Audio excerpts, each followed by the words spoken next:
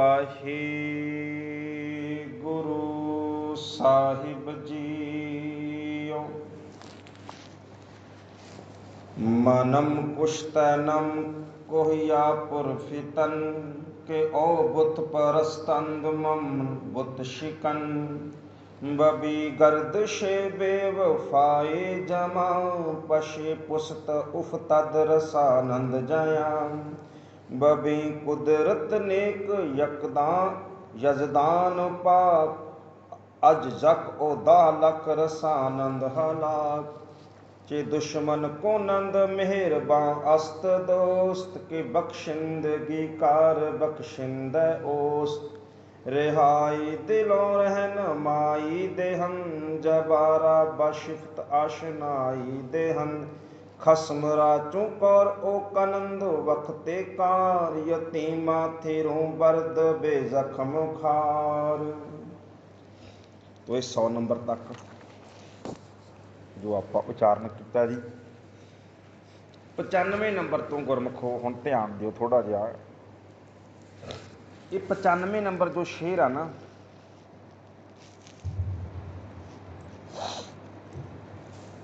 ये सतगुरु पातशाह जी की जिहड़ी निरपक्षता है उहनूं बयान करता है।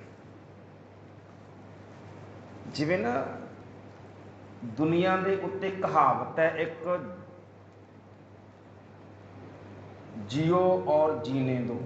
एक कहावत है दुनिया के उत्ते, जियो और जीने दो। गुरु कलगीधर पातशाह यही वचन कह रहे हैं, मनम कुश्तहा कोहिया पुरफितन। औरंगजेब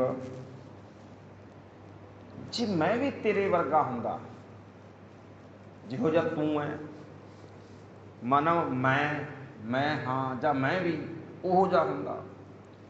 कुश्तां दा हुंदा मारन वाला, कुश्त है मारन वाला। कुश्तहानम कोहिया, कोह किहनूं कहंदे आ? पहाड़ नूं। कल उचार कित्ते आपां कोहे नूर, पहाड़ां दा नूर। कोहियां पहाड़िए, राजे जे पहाड़िए ने जिहड़े। पुरफितन कई थावां उत्ते पुरफितन आया, कई थावां उत्ते बुत परस्त आया पाठ। ये दोने पाठ आउंदे ने जफरनामे दे। मनम कोहियाम कोहिया बुत परस्त के आम बुत परस्तंदो मन बुत शिकस्त। इदां आउंदा पाठ। बुत शिकन भी आया, बुत शिकस्त भी आया। दोने पाठ आउंदे ने जी वक्खो वक्खरे। क्योंकि ना तुसीं कहोगे वक्खो वक्खरे काहतों आउंदे आ? क्योंकि जफरनामे दे खरड़े वक्खो वक्खरे मिलते हैं सारिਆਂ ਦੇ। ਤੇ ਸੀ ਇਹ ਫਾਰਸੀ ਦੇ ਵਿੱਚ, ਪੰਜਾਬੀ 'ਚ ਤੇ ਆਪਣੇ ਵਿਦਵਾਨਾਂ ਨੇ ਕੀਤਾ ਇਹ। ਇਸ ਕਰਕੇ ਜਿੱਦਾਂ ਦੇ ਵਿਦਵਾਨ ਨੂੰ ਸਮਝ ਲੱਗੀ ਉਹਨਾਂ ਨੇ ਉਦਾਂ ਦਾ ਹੀ ਉਹਦੇ ਅਰਥ ਕੀਤੇ ਨੇ। ਕਿਉਂਕਿ ਇਹ ਸਾਡੇ ਕੋਲੇ ਸ਼ੁੱਧ ਰੂਪ ਨਹੀਂ ਹੈ। ਸ਼ੁੱਧ ਰੂਪ ਤਾਂ ਇਹ ਆਪਾਂ ਕਹਿ ਲਓ ਵੀ ਫਾਰਸੀ ਦੇ ਵਿੱਚ ਹੈ। ਜਿਵੇਂ ਸੌਖਾ ਸਮਝ ਲੱਗ ਜਾਏਗੀ, ਆਬ ਲਿਖਿਆ ਹੋਵੇ, ਆਬ है ना, आप का अर्थ होंदा पानी। हुण हो सकता है जो उदों कोई पंजाबी तर्जमा करे, कोई उहनूं जल लिख दे, है ना, कोई उहनूं पानी लिख दे, इदां वक्खो वक्खरा हो सकता है। तो इस तरह के नाल ये किसी ने बुत फितन लिख दिता, पुरफितन भी लिखिया है, बुत परस्त भी लिखिया है, बुत शिकस्त भी है जिहड़ा वो अखर मिलता है। तो ये भुलेखे च नहीं पैना जे कोई इदा उचारण तुहानूं मिले तां करके है। दोनों पाठ मिलते हैं। धन गुरु कलगीधर पातशाह कहन लगे, औरंगजेब मैं बुत परस्त पहाड़ी राजियां नूं सोधन वाला है। उन्हां नूं मारन वाला बन जांदा, सोधन वाला मारन वाला हुंदा। जिद्दां तेरी सोच है ना भी जिहड़ा मेरी गल नहीं मनदा उहनूं मार दे, जिहड़ा मेरा हुक्म नहीं मनदा उहनूं मार दे। जे औरंगजेब मैं भी तेरे वर्गा हुंदा ते मैं पहाड़ियां नूं मारदा, फिर उहनां नूं कतल करदा। कुश्त है नम मारना, उन्होंने मार दिंदा, मैं कतल कर दिंदा उन्होंने। मैं पुछया जी क्यों? कि वो बुत परस्तंद, क्योंकि वो तो बुत पूजक है। कौन? पहाड़िए। कि वो बुत परस्तंद मन बुत शिकन ते मैं की हाँ, मैं बुत्तां दा विरोधी हाँ। वैसे बुत बुत शिकस्त का अर्थ होंदा है मूर्ति तोड़न वाला, इत्थे मूर्ति शिकस्त मूर्ति का विरोधी हाँ मैं। अर्थ की बनया, ओ औरंगजेब जे मैं भी तेरे वर्गा बन जांदा, जे मैं भी तेरी सोचदा हुंदा ते पहाड़ियां नूं मैं कतल करदा, पहाड़ियां नूं सुधदा, पहाड़ियां नूं मारदा कुटदा। क्यों? क्योंकि मैं ਉਹ बुत पूजक ने। कौन? पहाड़िए बुत पूजक ने ते मैं बुत्तां दा विरोधी हाँ। वो मूर्ति पूजक ने ते मैं मूर्ति दा विरोधी हाँ। पर देख तां सही, मेरे दरबार विच भी आउंदे रहे पहाड़िए, आसे पासे पहाड़िए बैठे ने, पर मैं इस करके कदे पहाड़ियां नूं कुछ नहीं कहा भी वो बुत पूजक ने ते मैं बुत विरोधी हाँ। नहीं, मैं इहो ही समझिया वो अपना जिउण ते मैनू जिउण देण। ये देखो ना, ये गुरु घर का निज़म है गुरमुखो। ये नहीं गुरु घर का ये निज़म किते नहीं है भी जे तैनू मेरी गल पसंद नहीं तो मैं तेनू मारांगा। ये नहीं गुरु घर का निज़म। जे भाई तेनू नहीं पसंद तो तू अपनी जिंदगी जिउਵੇਂ अपनी जिउਣਾ, तेरी अपनी मर्जी है, मेरी अपनी मर्जी है। ये निज़म है गुरु घर का। तू अपना जिंदगी जिउਵੇਂ अपनी जिउंदा हाँ।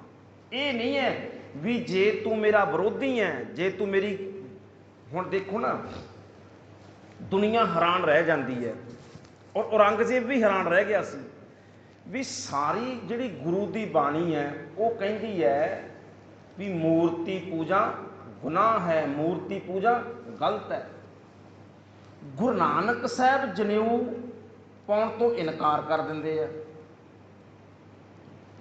और की कारण है कि हुण मैं जनेऊ ला रहा तो ये फिर अगे अड़ गया कि भी लाओ नहीं देना ना, पाउण दे विच भी पिछे है।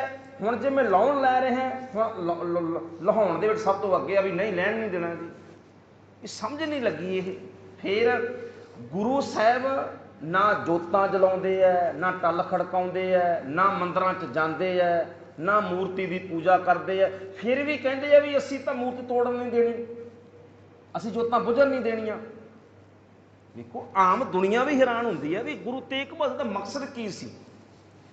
देखो असी मूर्तियां क्यों बचाउने हाँ? क्योंकि असी मूर्ति मैं मूर्ति पूजदा है, इस करके मैं मूर्ति बचावांगा। मैं जनेऊ पाउंदा है, इस करके मैं जनेऊ नूं बचावांगा। पर मैं तो पाउंदा नहीं जनेऊ, फिर भी बचा रहे ने जनेऊ नूं। जोतां जलाउंदे नहीं, कहंदे नहीं बुझन नहीं देनियां। मूर्ति की पूजा करते नहीं, कहते मूर्ति ढाउण नहीं देनी। तो जिहड़ा हिंदू है ना, हिंदू मूर्ति बनाउंदा है, मुसलमान मूर्ति ढाउंदा है। ध्यान नाल समझो, हिंदू मूर्ति बनाउंदा है, सजाउंदा है, पूजदा है, मुसलमान मूर्ति तोड़दा है। सिख की है? ना मूर्ति बनाउंदा ते ना मूर्ति ढाउंदा है। ना मूर्ति बनाउंदा, ना मूर्ति ढाउंदा है। नहीं भाई मैं नहीं मनदा, पर मेरा ये हक नहीं मैं अपनी मर्जी तेरे ते चलावां। नहीं, तेरी अपनी मर्जी है। तो ये है जदों ना गुरु कलगीधर पातशाह बहादुर शाह दे दरबार जाते हैं ते घोड़े ते चढ़े, शह सवार घोड़े ते गए सी गुरु कलगीधर पातशाह, घोड़े तो उतरे नहीं सीगे, बराबर दे बन के गए सी। ते वो पुछदा, कहन लगा कलगीधर पातशाह तुहाडा मजहब चंगा है कि मेरा? क्योंकि ना ये लोगों ना वड्डी बीमारी हुंदी है बहुत। जो गुरु नानक साहब पातशाह मक्के जाते वो भी पुछते हैं बाबे नानक तो, कहते बाबा हिंदू चंगा कि मुसलमान चंगा? उन्होंने भी यही सी भी बाबा साडे विच बैठ के ये थोड़ा कहो भी तुहाडा तां माड़ा है। आप अक्सर सुभाव होंदा बंदे दा भी जिथे बैठे हैं उदां दी गल कर दो, ये रुस ना जान, ये गुस्से ना हो जान। साडी बीमारी भी ये होंदी है। और मैं इस गल नूं कहना हुन्ना, सारे मैनू चंगा कहण ये बीमारी है, एक मानसिक रोग है भी सारे लोग नूं चंगा कहण। जिहदे अंदर ये है ना, ये समझ लो भी ये बीमारी लगी हुई है, मैनू मानसिक रोग है ये भी सारे ही चंगा कहण। ਇਦਾਂ ਕਦੇ ਨਹੀਂ ਹੁੰਦਾ। ਸੱਚ ਸਾਰਿਆਂ ਨੂੰ ਚੰਗਾ ਨਹੀਂ ਲੱਗਦਾ ਹੁੰਦਾ, ਇਹ ਸੁਭਾਅ ਹੈ ਕੁਦਰਤ ਦਾ। ਤੋ ਜਦੋਂ ਉਹ ਚੜੇ ਗੁਰੂ ਨਾਨਕ ਸਾਹਿਬ ਤੋਂ ਵੀ ਇਹੀ ਪੁੱਛਿਆ, ਔਰ ਗੁਰੂ ਨਾਨਕ ਸਾਹਿਬ ਨੇ ਵੀ ਕਿਹਾ, ਗੁਰੂ ਨਾਨਕ ਸਾਹਿਬ ਝੁਕੇ ਨਹੀਂ। ਕੀ ਕਹਿੰਦੇ? ਕਹਿੰਦੇ ਕਾਜੀਓ ਤੁਹਾਨੂੰ ਕਿਹਨੇ ਕਿਹਾ ਵੀ ਪ੍ਰਮਾਤਮਾ ਧਰਮ ਦੇਖਦਾ? ਇਹੀ ਕਿਹਾ ਸੀ ਨਾ, ਇਹ ਨਹੀਂ ਕਿ ਵੀ ਤੁਹਾਡਾ ਚੰਗਾ ਹੈ। ਬਾਬੇ ਨੇ ਕਿਹਾ, ਕਿਉਂਕਿ ਨਿਰਪੱਖ ਸੀ ਬਾਬਾ, ਇਹ ਹੁੰਦੀ ਹੈ ਨਿਰਪੱਖਤਾ। ਬਾਬਾ ਕਹਿੰਦਾ ਤੁਹਾਨੂੰ ਕਿਹਨੇ ਕਿਹਾ ਵੀ ਪ੍ਰਮਾਤਮਾ ਖੁਦਾ ਧਰਮ ਦੇਖਦਾ? ਉਹ ਤਾਂ ਕਰਮ ਦੇਖਦਾ। ਮੁਸਲਮਾਨ ਪੁੱਛਦੇ ਨਾ ਭਾਈ ਗੁਰਦਾਸ ਸਾਹਿਬ, ਪੁੱਛਣ ਖੋਲ ਕਿਤਾਬ ਨੂੰ ਹਿੰਦੂ ਵੱਡਾ ਕਿ ਮੁਸਲਮਾਨ ਹੋਈ, ਬਾਬਾ ਆਖੇ ਹਾਜੀਆਂ ਸ਼ੁਭ ਅਮਲਾਂ ਬਾਝੋ ਦੋਨੋਂ ਰੋਈ। ਚੰਗੇ ਕਰਮਾਂ ਨੂੰ ਦੇਖਦਾ, ਚੰਗੇ ਕਰਮ ਨਹੀਂ ਕੀਤੇ ਦੋਨੇ ਹੀ ਰੋਂਦੇ ਆ। ਉੱਥੇ ਦੋਨਾਂ ਨੂੰ ਰੋਣਾ ਪੈਂਦਾ। ਇਹੀ ਬਚਨ ਬਹਾਦਰ ਸ਼ਾਹ ਨੇ ਪੁੱਛਿਆ, ਕਹਿਣ ਲੱਗੇ ਪਾਤਸ਼ਾਹ ਕਿਹਦਾ ਧਰਮ ਖੂਬ ਹੈ, ਕਿਹਦਾ ਧਰਮ ਚੰਗਾ ਹੈ? ਗੁਰੂ ਗੋਬਿੰਦ ਸਿੰਘ ਪਾਤਸ਼ਾਹ ਕਹਿੰਦੇ ਤੁਮਕੋ ਤੁਮਾਰਾ ਖੂਬ, ਹਮਕੋ ਹਮਾਰਾ ਖੂਬ। ਤੈਨੂੰ ਤੇਰਾ ਚੰਗਾ, ਸਾਨੂੰ ਸਾਡਾ ਚੰਗਾ। ਇਦਾਂ ਭਾਵ ਕਿ ਇਹ ਨਹੀਂ, ਅਰਥ ਕੀ ਬਣਿਆ? ਨਾ ਜ਼ੁਲਮ ਕਰਨਾ ਤੇ ਨਾ ਜ਼ੁਲਮ ਸਹਿਣਾ। ਇਹ ਸਿਧਾਂਤ ਆ ਸਿੱਖ ਦਾ, ਇਹ ਸਾਨੂੰ ਗੁਰੂ ਨੇ ਬਖਸ਼ੀ ਆ ਗੁਰਮੁਖੋ ਐਸੀ ਮੱਤ। ਇਸ ਕਰਕੇ ਆ ਤੁਸੀਂ ਦੇਖੋ ਨਾ, ਇਸ ਸਮੇਂ ਉਹ ਉੱਥੇ ਕਰਨਾਟਕ ਦੇ ਵਿੱਚ ਕਿੰਨਾ ਵੱਡਾ ਉਹ ਪੰਗਾ ਪਿਆ ਹੋਇਆ ਹਿਜਾਬ ਦਾ। ਉਹ ਕਹਿੰਦੇ ਹਿਜਾਬ ਤੁਸੀਂ ਦੇਖੋ ਕਿ ਦੇਸ਼ ਕਿੱਦਾਂ ਦਾ ਬਣਾਇਆ ਜਾ ਰਿਹਾ ਹੈ। ਔਰ ਇਹ ਤਾਂ ਧੰਨ ਗੁਰੂ ਕਲਗੀਧਰ ਪਾਤਸ਼ਾਹ ਦੀ ਬਖਸ਼ਿਸ਼ ਇਸ ਧਰਤੀ ਦੇ ਉੱਤੇ ਵੀ ਇੱਦਾਂ ਕਦੇ ਇਹਨਾਂ ਲੋਕਾਂ ਦੀਆਂ ਕਦੇ ਵੀ ਇਹ ਚਾਲਾਂ ਕਾਮਯਾਬ ਨਹੀਂ ਹੋਣੀਆਂ। ਜਦ ਤੱਕ ਇੱਕ ਵੀ ਸਿੱਖ ਇਸ ਧਰਤੀ ਉੱਤੇ ਜਿਉਂਦਾ ਇੱਦਾਂ ਦੀ ਗੱਲ ਨਹੀਂ ਚੱਲਣ ਦੇਵੇਗਾ। ਗੁਰੂ ਨੇ ਸਾਡੇ ਅੰਦਰ ਇੱਦਾਂ ਦੀ ਤਾਕਤ ਭਰੀ ਹੋਈ ਹੈ। ਜੇ ਤੁਸੀਂ ਦੇਖੋ ਨਾ, ਉਹ ਕਹਿੰਦੇ ਹਿਜਾਬ ਪਾ ਕੇ ਨਾ ਸਕੂਲ 'ਚ ਨਹੀਂ ਕੁੜੀਆਂ ਆ ਸਕਦੀਆਂ। ਕਿਉਂ ਜੀ? ਇਹ ਧਾਰਮਿਕ ਪਹਿਰਾਵਾ ਹੈ। ਲਓ, ਇਹ ਧਰਮ ਦਾ ਪਹਿਰਾਵਾ ਹੈ। ਜਦੋਂ ਕਿ ਬੁਰਕੇ ਵਿੱਚ ਤੇ ਹਿਜਾਬ ਦੇ ਵਿੱਚ ਬਹੁਤ ਫਰਕ ਹੁੰਦਾ ਹੈ। ਹਿਜਾਬ ਤੇ ਬੁਰਕਾ ਵੱਖੋ ਵੱਖਰਾ ਹੈ। ਹਿਜਾਬ ਕੀ ਹੁੰਦਾ? ਕੇਵਲ ਮੂੰਹ ਢੱਕਣ ਵਾਲਾ, ਤੇ ਬੁਰਕਾ ਕੀ ਹੁੰਦਾ? ਪੂਰਾ। ਕਹਿੰਦੇ ਇਹ ਧਾਰਮਿਕ ਪਹਿਰਾਵਾ ਹੈ ਜੀ, ਸਕੂਲ ਵਿੱਚ ਨਹੀਂ ਆ ਸਕਦੇ। ਅੱਛਾ, ਜੇ ਹੁਣ ਕੋਈ ਪੁੱਛੇ ਵੀ ਜਿਹੜਾ ਯੂਪੀ ਵਾਲਾ ਮੁੱਖ ਮੰਤਰੀ ਹੈ ਉਹ ਸਾਰਾ ਦਿਨ ਕੱਪੜੇ ਕਿੱਦਾਂ ਪਾਉਂਦਾ? ਭਗਵੇਂ। ਅੱਛਾ, ਭਗਵੇਂ ਕੱਪੜੇ ਪਾ ਕੇ ਸਰਕਾਰ ਚਲਾ ਸਕਦਾ ਕੋਈ ਬੰਦਾ? ਕੱਲਾ ਮੂੰਹ ਦੇ ਉੱਤੇ ਧਰਮ ਕੱਪੜਾ ਪਾ ਕੇ ਸਕੂਲ ਨਹੀਂ ਕੋਈ ਆ ਸਕਦਾ, ਤੇ ਪੂਰੇ ਸਿਰ ਤੋਂ ਲੈ ਕੇ ਪੈਰਾਂ ਤੱਕ ਧਰਮ ਕੱਪੜੇ ਪਾ ਕੇ ਨਾ ਕੋਈ ਸਰਕਾਰ ਚਲਾ ਸਕਦਾ। ਇਹ ਤੁਸੀਂ ਦੇਖੋ ਦੋਗਲਾ ਕੰਮ। ਇਦਾਂ ਕਰਕੇ ਜੇ ਇਦਾਂ ਹੋਵੇ ਤਾਂ ਹੋ ਹੀ ਨਹੀਂ ਸਕਦਾ। ਦੇਖੋ ਨਾ, ਕਈ ਚੀਜ਼ਾਂ ਫਿਰ ਤਾਂ ਇਹ ਵੀ ਹੋਵੇਗਾ ਵੀ ਕੋਈ ਤਿਲਕ ਲਾ ਕੇ ਵੀ ਸਕੂਲ ਨਾ ਆਵੇ।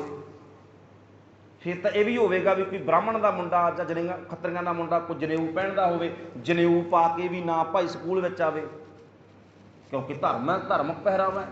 ਇਹ ਵੀ ਹੋ ਸਕਦਾ ਹੈ ਵੀ ਸਿੱਖ ਕਿਰਪਾਨ ਪਾ ਕੇ ਨਾ ਸਕੂਲ ਵਿੱਚ ਆਵੇ, ਕਿਉਂਕਿ ਕਿਰਪਾਨ ਵੀ ਧਾਰਮਿਕ ਪਹਿਰਾਵਾ ਹੈ। ਤੂੰ ਨਹੀਂ, ਇੱਦਾਂ ਨਹੀਂ। ਪਾਤਸ਼ਾਹ ਕਹਿੰਦੇ ਤੂੰ ਆਪਣਾ ਜਿਉਂ, ਤੂੰ ਮੇਰੇ ਉੱਤੇ ਲਾਗੂ ਨਾ ਕਰ ਆਪਣਾ ਹੁਕਮ, ਮੈਂ ਤੇਰੇ ਉੱਤੇ ਲਾਗੂ ਨਹੀਂ ਕਰਾਂਗਾ ਆਪਣਾ ਹੁਕਮ। ਤੂੰ ਆਪਣਾ ਰਹਿ, ਮੈਂ ਆਪਣਾ ਰਹਿ। ਤੂੰ ਇੱਦਾਂ ਹੈ।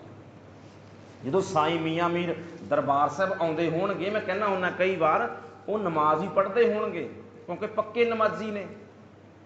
ਤੁਸੀਂ ਹੁਣ ਵੀ ਕਦੇ ਦਰਬਾਰ ਸਾਹਿਬ ਚਲੇ ਜਾਓ, ਉੱਥੇ ਮੁਸਲਮਾਨ ਦਰਸ਼ਨ ਕਰਨ ਆਉਂਦੇ ਆ, ਉਹਨਾਂ ਦੀ ਨਮਾਜ਼ ਦਾ ਸਮਾਂ ਹੁੰਦਾ, ਉਹ ਪ੍ਰਕਰਮਾਂ 'ਚ ਹੀ ਪੜ੍ਹ ਜਾਂਦੇ ਆ ਬੈਠ ਕੇ। ਅੰਦਰ ਸੁਖਮਨੀ ਸਾਹਿਬ ਚੱਲ ਰਿਹਾ ਹੈ, ਗੁਰਬਾਣੀ ਚੱਲ ਰਹੀ ਹੈ, ਪਰ ਪ੍ਰਕਰਮਾਂ ਦੇ ਵਿੱਚ ਕੋਈ ਉਹ ਪੜ੍ਹ ਰਿਹਾ ਹੈ ਨਮਾਜ਼, ਕੋਈ ਤਕਲੀਫ ਨਹੀਂ। ਠੀਕ ਹੈ, ਧਿਆਉਣਾ ਤੇ ਪ੍ਰਮਾਤਮਾ ਨੂੰ ਹੈ। ਇਹ ਪਾਤਸ਼ਾਹ ਹੀ ਕਹਿ ਰਹੇ ਨੇ ਕਿ ਔਰੰਗਜ਼ੇਬ, ਜੇ ਮੈਂ ਤੇਰੇ ਵਰਗਾ ਹੁੰਦਾ ਤੇ ਮੈਂ ਤਾਂ ਸਾਰੇ ਪਹਾੜੀਆਂ ਨੂੰ ਕਤਲ ਕਰ ਦਿੰਦਾ। ਕਿਉਂ? ਕਿਉਂਕਿ ਉਹ ਮੂਰਤੀ ਪੂਜਕ ਨੇ ਤੇ ਮੈਂ ਮੂਰਤੀ ਵਿਰੋਧੀ ਹਾਂ। ਪਰ ਮੈਂ ਮੂਰਤੀ ਵਿਰੋਧੀ ਹੋਣ ਦੇ ਬਾਅਦ ਵੀ ਮੂਰਤੀ ਪੂਜਕਾਂ ਦਾ ਸਤਿਕਾਰ ਕਰਦਾ ਹਾਂ। ਮੂਰਤੀ ਵਿਰੋਧੀ ਹੋਣ ਤੋਂ ਬਾਅਦ ਵੀ ਮੈਂ ਮੂਰਤੀ ਪੂਜਕਾਂ ਨੂੰ ਕੁਝ ਨਹੀਂ ਕਹਿੰਦਾ, ਕਿਉਂਕਿ ਮੇਰੀ ਮਤ ਤੇਰੇ ਵਾਲੀ ਨਹੀਂ ਹੈ। ਅਗਲਾ ਬਚਨ, ਬਬੀ ਗਰਦਸ਼ੇ ਬੇਵਫਾਏ ਜ਼ਮਾ, ਪਸ਼ੇ ਪੁਸ਼ਤ ਉਫਤੰਦ ਰਸਾਨੰਦ ਜ਼ਯਾ। ਸਤਿਗੁਰੂ ਪਾਤਸ਼ਾਹ ਕਹਿੰਦੇ ਉਹ ਔਰੰਗਜ਼ੇਬ ਬਬੀ ਗਰਦਸ਼ੇ, ਗਰਦਿਸ਼ ਦੇ ਹੁੰਦਾ ਚੱਕਰ ਚਾਲ, ਆਪਾਂ ਕਹਿੰਦੇ ਸਮੇਂ ਦੀ ਚਾਲ। ਗਰਦਿਸ਼ ਦਾ ਕੀ ਅਰਥ ਹੈ? ਸਮੇਂ ਦੀ ਚਾਲ। ਬਬੀ ਚੰਗੀ ਤਰ੍ਹਾਂ ਦੇਖ, ਦੇਖ ਤਾਂ ਸਹੀ ਸਮੇਂ ਦੀ ਚਾਲ। ਬੇਵਫਾਏ ਜ਼ਮਾਂ, ਕਹਿਣ ਲੱਗੇ ਦੇਖ ਤਾਂ ਸਹੀ ਧੋਖੇਦਾਰ ਹੋ ਗਿਆ ਇਹ ਸਮਾਂ। ਇਹ ਸਮਾਂ ਕਿੱਦਾਂ ਦਾ ਹੋ ਗਿਆ ਔਰੰਗਜ਼ੇਬ? ਪਛੇ ਪੁਸਤ ਉਫਤਦ ਰਸਾਨੰਦ ਜਿਆ। ਸਤਿਗੁਰੂ ਪਾਤਸ਼ਾਹ ਕਹਿੰਦੇ ਦੇਖ ਤਾਂ ਸਹੀ, ਪਛੇ ਦਾ ਅਰਥ ਹੁੰਦਾ ਪਿੱਛੇ, ਪੁਸਤ ਹੁੰਦਾ ਪਿੱਠ, ਉਫਤਦ ਹੁੰਦਾ ਪੈਣਾ, ਰਸਾਨੰਦ ਹੁੰਦਾ ਪਹੁੰਚਣਾ, ਜਾਂ ਦਾ ਅਰਥ ਹੁੰਦਾ ਨੁਕਸਾਨ। ਪਾਤਸ਼ਾਹ ਕਹਿੰਦੇ ਇਹ ਤਾਂ ਸਮੇਂ ਦਾ ਚੱਕਰ ਹੈ ਔਰੰਗਜ਼ੇਬ। ਇਹ ਪਤਾ ਹੀ ਨਹੀਂ ਹੈ ਕਦੋਂ ਸਮਾਂ ਨੁਕਸਾਨ ਕਰੇ ਤੇ ਕਦੋਂ ਸਮਾਂ ਨਫਾ ਦੇਵੇ। ਇਹ ਕੋਈ ਪਤਾ ਨਹੀਂ ਹੁੰਦਾ ਕਿਹਨੂੰ ਦੇਵੇ, ਕਦੋਂ ਦੇਵੇ, ਨੁਕਸਾਨ ਕਰੇ ਜਾਂ ਨਫਾ ਦੇਵੇ। ਇਹ ਤਾਂ ਔਰੰਗਜ਼ੇਬ ਸਮੇਂ ਦਾ ਚੱਕਰ ਹੈ। ਇਹ ਤਾਂ ਸਮੇਂ ਦਾ ਚੱਕਰ ਹੈ। ਜਿਵੇਂ ਪਾਤਸ਼ਾਹ ਕਹਿੰਦੇ ਨਾ, ਭਿਖਾਰੀ ਤੇ ਰਾਜ ਕਰਾਵੇ ਰਾਜਾ ਤੇ ਭਿਖਾਰੀ। ਇਹ ਤਾਂ ਭਾਈ ਸਮਾਂ ਹੈ। ਤੋ ਪਾਤਸ਼ਾਹ ਕਹਿੰਦੇ ਇਹ ਤਾਂ ਸਮਾਂ ਔਰੰਗਜ਼ੇਬ। ਇਹ ਪਤਾ ਨਹੀਂ ਹੁੰਦਾ ਚੱਕਰ ਕਦੋਂ ਪੈ ਜੇ ਸਮੇਂ ਦਾ, ਰਾਜਾ ਕਦੋਂ ਭਿਖਾਰੀ ਬਣ ਜੇ, ਭਿਖਾਰੀ ਕਦੋਂ ਰਾਜਾ ਬਣ ਜੇ, ਪਤਾ ਨਹੀਂ ਹੁੰਦਾ। ਤੋ ਇਸ ਕਰਕੇ ਇਹਦਾ ਅਰਥ ਕੀ ਬਣਦਾ? ਇਹਦਾ ਅਰਥ ਇਹ ਬਣਦਾ ਵੀ ਔਰੰਗਜ਼ੇਬ ਜੇ ਤੂੰ ਅੱਜ ਤਖਤ ਤੇ ਬੈਠਾ ਹੈ ਨਾ, ਤੇ ਇਹ ਬਾਜੀ ਪਲਟ ਵੀ ਸਕਦੀ ਹੈ, ਸਮੇਂ ਦਾ ਕੋਈ ਪਤਾ ਨਹੀਂ। ਤੇਰੇ ਪਿਓ ਤੇ ਪਲਟੀ ਨਹੀਂ ਔਰੰਗਜ਼ੇਬ, ਕਦੇ ਤਖਤ ਤੇ ਬੈਠਦਾ ਸੀ ਤੇਰਾ ਪਿਓ, ਅੱਜ ਜੇਲ੍ਹ ਵਿੱਚ ਬੈਠਾ ਹੈ। ਗੋਦ ਵਿੱਚ ਬੈਠਣ ਵਾਲੇ ਨੇ ਸੁੱਟ ਦਿੱਤਾ ਜੇਲ੍ਹ ਦੇ ਵਿੱਚ। ਇਹ ਤਾਂ ਔਰੰਗਜ਼ੇਬ ਸਮੇਂ ਦਾ ਚੱਕਰ ਹੈ। ਬਬੀ ਗਰਦਸ਼ੇ ਵਿਫਾਏ ਜ਼ਮਾਂ, ਪਛੇ ਪੁਸ਼ਤ ਉਫ ਤੰਦਰ ਸਾਨੰਦ ਜਿਆ। ਬਬੀ ਕੁਦਰਤ ਨੇਕ ਜਜ਼ਦਾਨ ਪਾਕ, ਯਕ ਅਜਬਾ ਦਾ ਲੱਕ ਰਸਾਨੰਦ ਹਲਾਕ। ਵੇਖ, ਬਬੀ ਹੁੰਦਾ ਵੇਖ, ਚੰਗੀ ਤਰ੍ਹਾਂ ਵੇਖ। ਕੁਦਰਤ ਨੇਕ ਜਜ਼ਦਾਨ ਪਾਕ, ਕੁਦਰਤ ਹੁੰਦਾ ਕੁਦਰਤੀ ਸ਼ਕਤੀ, ਪਰਮਾਤਮਾ ਦੀ ਸ਼ਕਤੀ ਕੁਦਰਤ। ਜਜ਼ਦਾਨ ਖੁਦਾ, ਪਾਕ ਪਵਿੱਤਰ। ਯਕ ਅਜ ਯਕ ਬਾਦਾ ਲੱਕ, ਇੱਕ ਤੋਂ ਅਨੇਕਾਂ ਨੂੰ। ਦਾ ਲੱਕ ਦਾ ਕੀ ਅਰਥ ਹੈ? ਅਣਗਿਣਤ। ਅੱਗੇ ਆਪਾਂ ਅਰਥ ਕਰ ਚੁੱਕੇ ਹਾਂ ਇਹਦੇ। ਦਾ ਲੱਕ, ਇਹਨੂੰ ਦਾ ਲੱਖ ਨਹੀਂ ਪੜ੍ਹਨਾ, ਦਾ ਲੱਖ ਪੜਾਂਗੇ ਗਲਤ। ਦਾ ਲੱਕ, ਕੱਕਾ ਲੱਲਾ ਕੱਕਾ ਲੱਕ, ਦਾ ਲੱਕ ਅਣਗਿਣਤ, ਭਾਵ ਕਿ ਲੱਖਾਂ ਦੀ ਗਿਣਤੀ। ਤੋਂ ਪਾਤਸ਼ਾਹ ਕਹਿੰਦੇ ਨੇ ਇਹ ਵੇਖਤਾ ਸੀ ਔਰੰਗਜ਼ੇਬ, ਇਹ ਤਾਂ ਉਸ ਪਰਮਾਤਮਾ ਦੀ ਹੀ ਤਾਕਤ ਹੈ, ਉਸ ਪਰਮਾਤਮਾ ਦੀ ਹੀ ਕੁਦਰਤੀ ਸ਼ਕਤੀ ਹੈ ਕਿ ਉਹ ਪਰਮਾਤਮਾ ਇੱਕ ਤੋਂ ਲੱਖਾਂ ਨੂੰ ਮਰਵਾ ਦਿੰਦਾ ਹੈ, ਇੱਕ ਤੋਂ ਲੱਖਾਂ ਨੂੰ ਖਤਮ ਕਰਵਾ ਦਿੰਦਾ ਹੈ। ਹਲਾਕ ਹੁੰਦਾ ਮਰਵਾ ਦੇਣਾ, ਹਲਾਕ ਕਰਨਾ। ਉਹ ਤਾਂ ਇੱਕ ਤੋਂ ਲੱਖਾਂ ਨੂੰ ਵੀ ਮਰਵਾ ਸਕਦਾ ਹੈ। ਇਹ ਤਾਂ ਉਸ ਪਰਮਾਤਮਾ ਦੀ ਸ਼ਕਤੀ ਹੈ। ਕਿ ਦੁਸ਼ਮਨ ਕੋ ਨੰਦ ਮਿਹਰਬਾਨ ਅਸਤ ਦੋਸਤ, ਕੇ ਬਖਸ਼ਿੰਦਗੀ ਕਰ ਬਖਸ਼ਿੰਦੈ ਓਸਤ। ਪਾਤਸ਼ਾਹ ਕਹਿੰਦੇ ਕਿ ਦੁਸ਼ਮਨ ਕੋ ਨੰਦ, ਦੁਸ਼ਮਣ ਕੀ ਵਿਗਾੜ ਸਕਦਾ ਹੈ? ਦੁਸ਼ਮਣ ਕੀ ਵਿਗਾੜ ਸਕਦਾ ਹੈ? ਮਿਹਰਬਾਨ ਅਸਤ ਦੋਸਤ, ਜਿਸ ਦਾ ਦੋਸਤ ਪਰਮਾਤਮਾ ਮਿਹਰ ਕਰਨ ਵਾਲਾ ਰੱਬ ਆਪ ਹੋਵੇ। ਦੁਸ਼ਮਣ ਉਸ ਦਾ ਔਰੰਗਜ਼ੇਬ ਕੀ ਵਿਗਾੜ ਸਕਦਾ ਹੈ? ਜਿਹਦਾ ਦੋਸਤ ਮਿਹਰ ਕਰਨ ਵਾਲਾ, ਦਇਆ ਕਰਨ ਵਾਲਾ ਪਰਮਾਤਮਾ ਆਪ ਹੋਵੇ।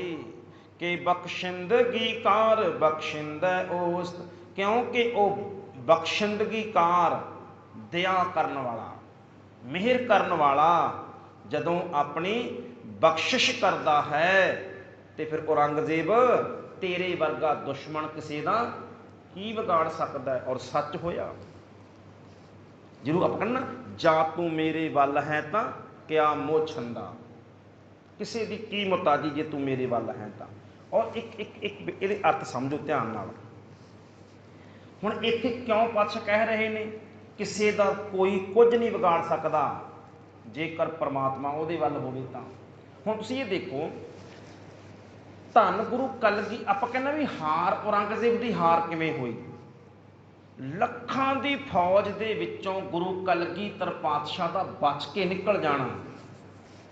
ਔਰ ਕੱਲਾ ਬਚ ਕੇ ਨਹੀਂ ਨਿਕਲਣਾ, ਇੱਕ ਤਾਂ ਹੁੰਦਾ ਨਾ ਵੀ ਪਤਾ ਹੀ ਨਹੀਂ ਚੱਲਿਆ ਵੀ ਕਿੱਧਰ ਦੀ ਚਲਾ ਗਿਆ।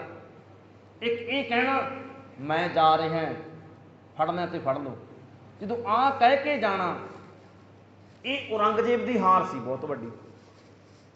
ਜਦ ਕਿ ਲਲਕਾਰ ਕੇ ਜਾਣਾ, ਤਾੜੀ ਮਾਰ ਕੇ ਜਾਵਾਂਗਾ ਗੜੀ ਵਿੱਚੋਂ, ਭਾਵੇਂ ਜੰਗ ਦਾ ਮੈਨੂੰ ਕੋਈ ਚੋਰ ਸਮਝੇ, ਕੁਝ ਇਹ ਨਾ ਕਹਿ ਦੇ ਗੋਬਿੰਦ ਸਿੰਘ ਨੇ ਪੁੱਤ ਹੋਰ ਸਮਝੇ ਤੇ ਸਿੱਖ ਹੋਰ ਸਮਝੇ, ਤਾੜੀ ਮਾਰ ਕੇ। ਔਰ ਉੱਥੇ ਗੁਰਦੁਆਰਾ ਸਾਹਿਬ ਬਣਿਆ ਤਾੜੀ ਸਾਹਿਬ, ਥੋੜੀ ਦੂਰ ਦੇ ਉੱਤੇ, ਇੰਨੇ ਲੱਖਾਂ ਦੀ ਫੌਜ ਵਿੱਚੋਂ ਇਹ ਕਹਿਣਾ ਲਓ ਭਾਈ ਮੈਂ ਜਾ ਰਿਹਾ ਹੁਣ, ਫੜਨਾ ਤੇ ਫੜ ਲਓ, ਔਰ ਫੜ ਨਾ ਸਕਣ।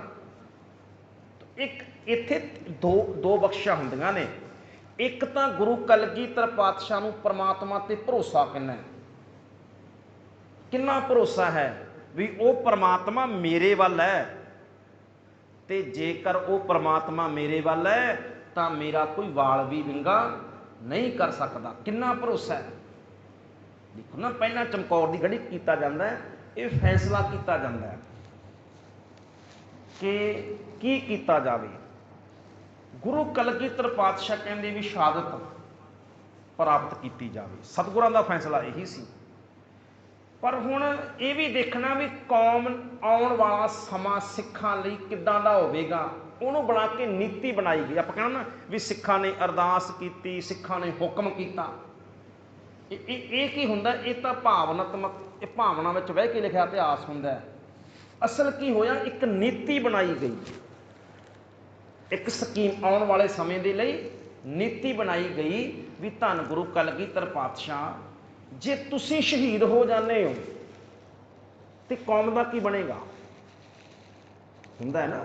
ਦੇਖੋ, ਜਦੋਂ ਬਾਬਾ ਜਰਨੈਲ ਸਿੰਘ ਉਹ ਸ਼ਹੀਦ ਹੁੰਦੇ ਨੇ ਤੇ ਉਦੋਂ ਬਾਅਦ ਪੰਥ ਦੀ ਵਾਂਗਡੋਰੀ ਕੋਈ ਨਹੀਂ ਸੰਭਾਲਦਾ, ਤਾਂ ਫਿਰ ਤੁਸੀਂ ਦੇਖੋ ਹਜ਼ਾਰਾਂ ਦੀ ਗਿਣਤੀ ਜਿਹੜੇ ਨੌਜਵਾਨ ਸੀ ਉਹ ਪੰਜਾਬ ਦੀ ਧਰਤੀ ਦੇ ਉੱਤੇ ਕਤਲ ਕੀਤੇ ਗਏ ਪੁਲਿਸ ਦੇ ਵੱਲੋਂ, ਕਿਉਂਕਿ ਕੌਮ ਦਾ ਕੋਈ ਆਗੂ ਹੀ ਨਹੀਂ ਸੀ ਬਚਿਆ।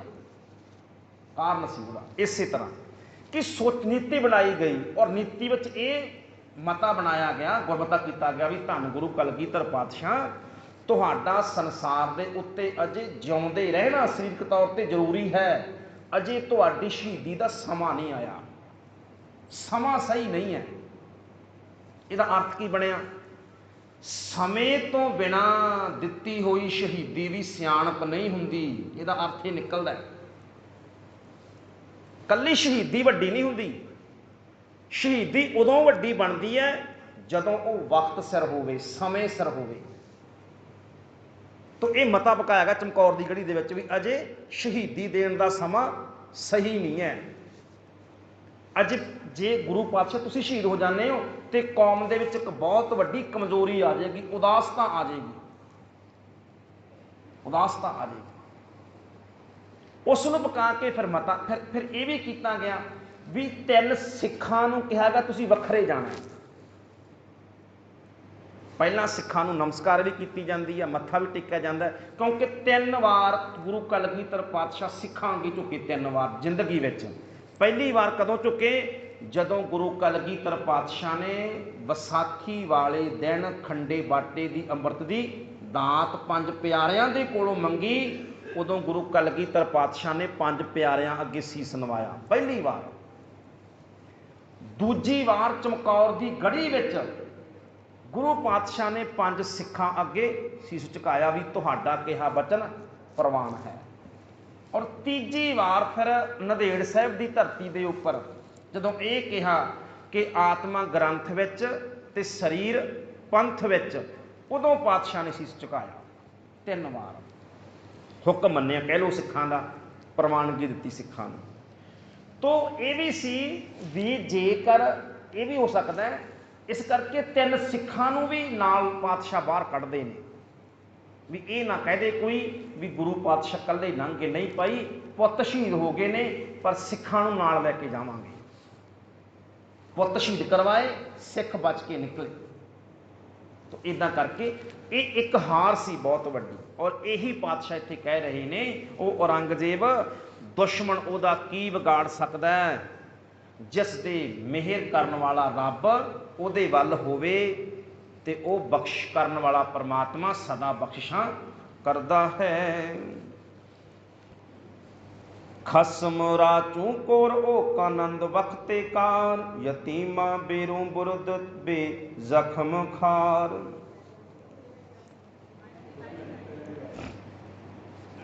99 ठीक है जी। रिहाई दिलों रहनुमाई दे हद, यह है जी। हाँ रिहाई असल ਵਿੱਚ ਨਾ ਇਹ ਗੁਰਮੁਖੋ ਇਹ ਕਿਉਂ ਰਹਿ ਗਿਆ, ਇਹ ਕਈ ਥਾਵਾਂ ਉੱਤੇ ਜਿਹੜਾ ਇਹ 99 ਸ਼ੇਰ ਹੈ ਅੱਗੇ ਜਾ ਕੇ ਆਉਂਦਾ ਹੈ, तो ਇਹਦੀ ਜਿਹੜੀ ਤਰਤੀਬ ਆ ਨਾ ਉਹ ਬਦਲਦੀ ਹੈ ਕਈ ਵਾਰ। ਇਸ ਕਰਕੇ ਰਿਹਾਈ ਦਿਲੋਂ ਰਹਿਨੁਮਾਈ ਦੇ ਹੱਦ, ਜੁਬਾਰਾ ਬਸਿਫਤ ਆਸ਼ਨਾਈ ਦੇ ਹੱਦ। ਰਿਹਾਈ ਦਾ ਅਰਥ ਹੁੰਦਾ ਬੰਦ ਖਲਾਸੀ, ਰਿਹਾ ਕਰ ਦੇਣਾ। ਦੇਹੋ ਰਹਿਨੁਮਾਈ ਦੇ ਹੱਦ, ਰਹਿਨੁਮਾਈ ਕੀ ਹੁੰਦਾ? ਰਸਤਾ ਦਿਖਾਉਣ ਵਾਲਾ, ਰਹਿਨੁਮਾ ਰਸਤਾ ਦਿਖਾਉਣ ਵਾਲਾ। ਹੇ ਔਰੰਗਜ਼ੇਬ, ਜਦੋਂ ਉਹ ਪਰਮਾਤਮਾ ਖੁਦ ਬੰਦ ਖਲਾਸੀ ਕਰਾਉਂਦਾ ਹੈ, ਜਦੋਂ ਉਹ ਖੁਦਾ ਖੁਦ ਰਸਤਾ ਦਿਖਾਉਂਦਾ ਹੈ, ਰਹਿਨੁਮਾਈ ਕਰਦਾ ਹੈ। ਜ਼ਬਾਰਾ ਬਸਿਫਤ ਆਸ਼ਨਾਈ ਦੇ ਹੰਦ, ਆਸ਼ਨਾਈ ਹੁੰਦਾ ਸ਼ੌਂਕ। ਕਹਿਣ ਲੱਗੇ ਉਹ ਫਿਰ ਜਿਹੜਾ ਪਰਮਾਤਮਾ ਨਾ ਉਹ ਜ਼ਬਾਨ ਦੇ ਉੱਤੋਂ ਸਿਫਤ ਕਰਨਾ ਵੀ ਸਿਖਾਉਂਦਾ ਹੈ। ਉਹ ਪਰਮਾਤਮਾ ਆਪ ਹੀ ਹੈ। ਅਰਥ ਕੀ ਬਣਿਆ? ਉਹ ਪਰਮਾਤਮਾ ਆਪ ਹੀ ਨਾਮ ਜਪਾਉਂਦਾ ਹੈ, ਆਪ ਹੀ ਆਪਣੀਆਂ ਸਿਫਤਾਂ ਕਰਦਾ ਹੈ, ਤੇ ਉਹ ਪਰਮਾਤਮਾ ਆਪ ਹੀ ਬੰਦ ਖਲਾਸੀ ਰਿਹਾਈ ਕਰਦਾ ਹੈ ਤੇ ਆਪ ਹੀ ਰਸਤਾ ਦਿਖਾਉਂਦਾ ਹੈ। ਅਰਥ ਕੀ ਬਣਿਆ? ਔਰੰਗਜ਼ੇਬ, ਉਹ ਪਰਮਾਤਮਾ ਮੈਨੂੰ ਰਸਤਾ ਖੁਦ ਦਿਖਾ ਰਿਹਾ ਹੈ, ਉਹ ਪਰਮਾਤਮਾ ਹੀ ਮੇਰੀ ਰਹਿਨੁਮਾਈ ਕਰ ਰਿਹਾ ਹੈ, ਉਹ ਪਰਮਾਤਮਾ ਹੀ ਮੈਨੂੰ ਬਚਾ ਰਿਹਾ ਹੈ। ਤੇ ਜਿਹੜਾ ਮੈਂ ਆਹ ਦੇਖ ਜੰਗਲ ਦੇ ਵਿੱਚ ਬਹਿ ਕੇ ਵੀ ਉਸ ਪਰਮਾਤਮਾ ਦੀਆਂ ਸਿਫਤਾਂ ਕਰਦਾ ਹਾਂ, ਇਹ ਸਿਫਤਾਂ ਵੀ ਉਹ ਪਰਮਾਤਮਾ ਖੁਦ ਹੀ ਕਰਵਾ ਰਿਹਾ ਹੈ। ਅਰਥ ਬਣਦਾ ਕਿ ਐ ਔਰੰਗਜ਼ੇਬ, ਤੂੰ ਸਭ ਕੁਝ ਆਪਣੀਆਂ ਮਨ ਮਰਜ਼ੀਆਂ ਦੇ ਨਾਲ ਕਰਦਾ ਹੈ ਤੇ ਮੈਂ ਸਭ ਕੁਝ ਪਰਮਾਤਮਾ ਦੇ ਹੁਕਮ ਦੇ ਵਿੱਚ ਕਰਦਾ। ਆ ਫਰਕ ਹੈ। ਇਸ ਕਰਕੇ ਔਰੰਗਜ਼ੇਬ, ਤੇਰਾ ਸਭ ਕੁਝ ਹੁੰਦਿਆਂ ਹੋਇਆਂ ਵੀ ਤੂੰ ਹਾਰ ਗਿਆ, ਮੈਂ ਸਭ ਕੁਝ ਗਵਾ ਕੇ ਵੀ ਜਿੱਤ ਗਿਆ, ਕਿਉਂਕਿ ਮੇਰਾ ਹਰ ਕਦਮ ਪਰਮਾਤਮਾ ਦੇ ਹੁਕਮ ਦੇ ਵਿੱਚ ਹੈ ਤੇ ਤੇਰਾ ਹਰ ਕਦਮ ਤੇਰੇ ਹੰਕਾਰ ਦੇ ਵਿੱਚ ਹੈ, ਤੇ ਨਿਰੰਕਾਰ ਦੇ ਅੱਗੇ ਹੰਕਾਰ ਨਹੀਂ ਟਿਕ ਸਕਦਾ। ਖਸਮ ਰਾਚੂ, ਸੋ ਸਮਾਂ ਹੋ ਗਿਆ ਜੀ। ਇਸ ਕਰਕੇ 99 ਤੱਕ ਜਿਹੜੀ ਹੈ ਗੁਰਮੁਖੋ ਇਹ ਵਿਚਾਰ ਆਪਾਂ ਕੀਤੀ ਹੈ। 99 ਤੋਂ ਬਾਅਦ ਅੱਗੇ ਲਗਭਗ ਇਹ ਕਹਿ ਲਓ ਵੀ 11-12 ਸ਼ੇਰ ਨੇ ਜਿਹੜੇ ਉਹ ਬਾਕੀ ਬਚੇ ਹੋਏ ਨੇ, 2 ਦਿਨਾਂ ਦੇ ਵਿੱਚ ਆਪਾਂ ਕਰ ਲਵਾਂਗੇ, ਕਿਉਂਕਿ ਮੇਰਾ ਇਹ ਵੀ ਸੀ ਵੀ ਇਕੱਲੇ ਅਰਥ ਨਹੀਂ ਕਰਨੇ ਇਹਦੇ। ਅਖੀਰਲਾ ਦਿਨ ਜਿਹੜਾ ਵੀ ਇਹ ਜਫਰਨਾਮਾ ਪਹੁੰਚਿਆ ਕਿਵੇਂ, ਇਹ ਵੀ ਆਪਾਂ ਕਰਾਂਗੇ, ਕਿਉਂਕਿ ਇਹ ਜਫਰਨਾਮਾ ਜਿਹੜਾ ਨਾ ਇੱਕ ਵਾਰ ਸਿੱਖ ਲੈ ਕੇ ਜਾਂਦੇ ਨੇ, ਫਿਰ ਔਰੰਗਜ਼ੇਬ ਮਿਲਦਾ ਨਹੀਂ, ਵਾਪਸ ਆਉਂਦੇ ਨੇ, ਫਿਰ ਗੁਰੂ ਕਲਗੀਧਰ ਪਾਤਸ਼ਾਹ ਦੁਬਾਰਾ ਭੇਜਦੇ ਨੇ ਸਿੱਖਾਂ ਨੂੰ।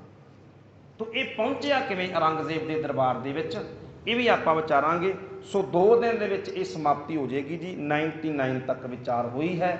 ਫਤਿਹ ਬੁਲਾਓ, ਆਖੋ ਜੀ ਵਾਹਿਗੁਰੂ ਜੀ ਕਾ ਖਾਲਸਾ, ਵਾਹਿਗੁਰੂ ਜੀ ਕੀ ਫਤਿਹ।